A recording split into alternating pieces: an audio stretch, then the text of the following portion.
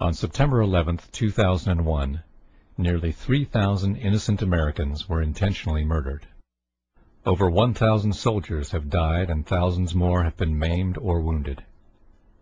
We dedicate this video to their memory and to the capture, trial, and punishment of those responsible.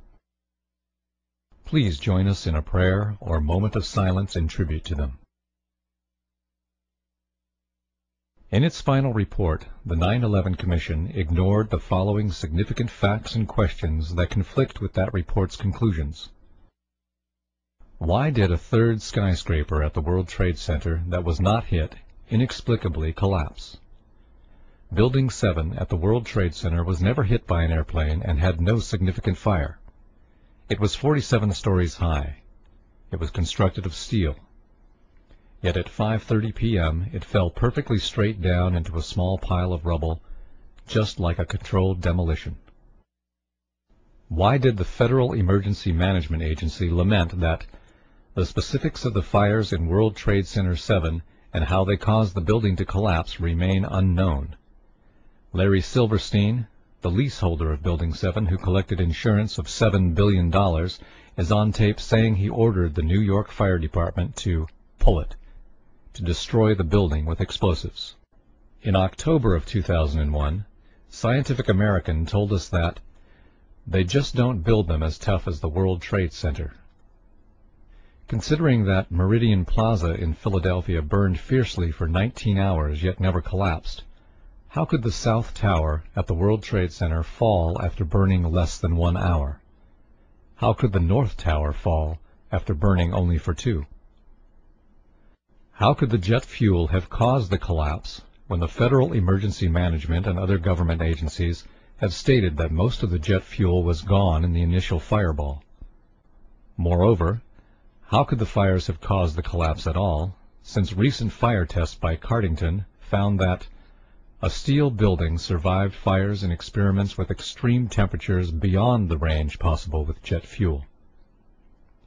Since the black smoke coming from the buildings means that the fire was oxygen-starved and could not have reached its maximum temperature of 1,800 degrees Fahrenheit, and steel melts at a much higher temperature of 2,500 degrees Fahrenheit, nearly 700 degrees hotter than the maximum temperature of the fire, how could cleanup crews have found melted steel in the basements?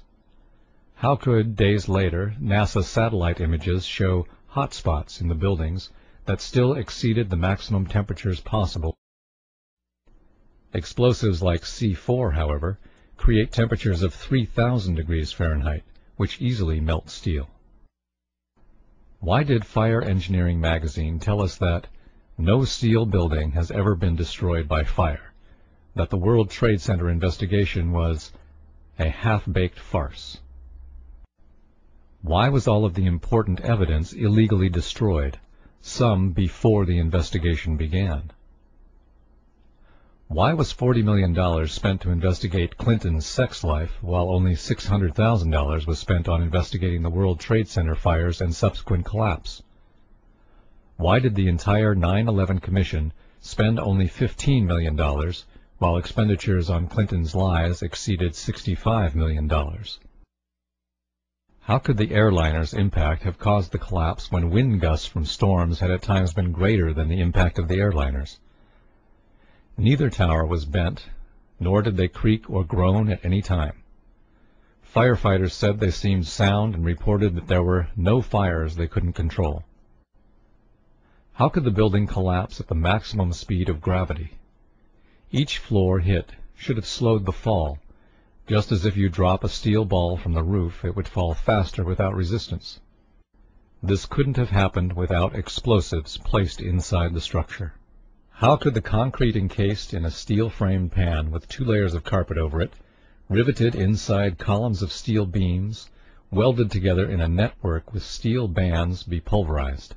How could steel beams and clouds of finely pulverized concrete come shooting out of the buildings at hundreds of miles an hour, traveling all the way to New Jersey? This is only possible with explosives. The buildings fell rapidly, according to the 9/11 Commission, because the bolts, rivets, and steel framework were weakened by the fire. If so, Then how could the concrete be pulverized and ejected at high speed, since the force to do that is greater than the force needed to shear the weakened steel, bolts, and rivets? How could the Twin Towers fall straight down when the damage and resulting fires were only to one corner, two sides? Only the tops of the Twin Towers should have fallen, and they should have fallen over, not straight down.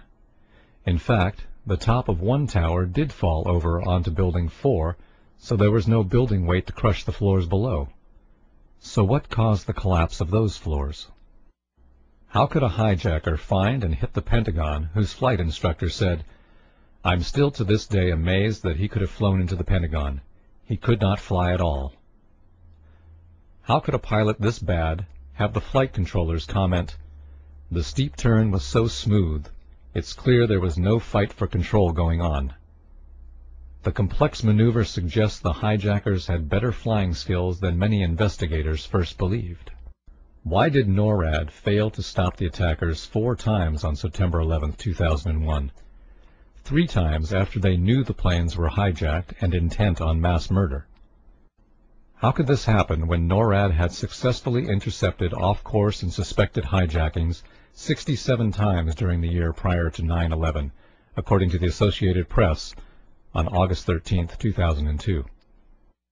Why did Condoleezza Rice lie that the U.S. had no idea that terrorists would use hijacked airliners when Richard Cheney was commanding war games on 9/11, chasing phantom hijacked aircraft? Why were our Air Force planes diverted from intercepting the real hijacked airplanes? Isn't it too much of a coincidence that the 4 hijacked aircraft had only 20% of their seats filled, while all other transcontinental flights that day had 70 to 90% of their seats occupied? Why did the New York Times not publish the results of a Zogby poll which showed that 66% of New Yorkers want the 9/11 investigation reopened? This poll also found that 49% thought that VIPs in the government knew ahead of time and let it happen. Thus, the final report does or will not answer many important questions and has many inaccuracies.